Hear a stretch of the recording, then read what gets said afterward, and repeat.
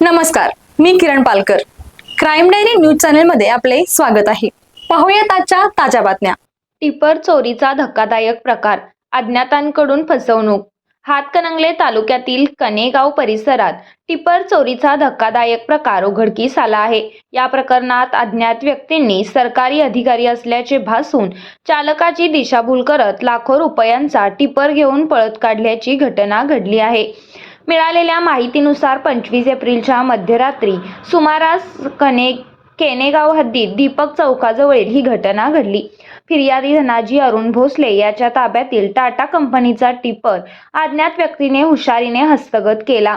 संबंधित टिपरची किंमत सुमारे 24 लाख रुपये असून इतर नुकसानासह एकूण तोटा अंदाजे 40 लाखहून अधिक झाल्याचे सांगितले जात आहे. या घटनेत आरोपींनी स्वतःला सरकारी अधिकारी असल्याचे सांगून वाहन ताब्यात घेतले आणि त्यानंतर फरार झाले. या प्रकारामुळे परिसरात खळबळ उडाली असून नागरिकांमध्ये भीतीचे वातावरण निर्माण झाले आहे.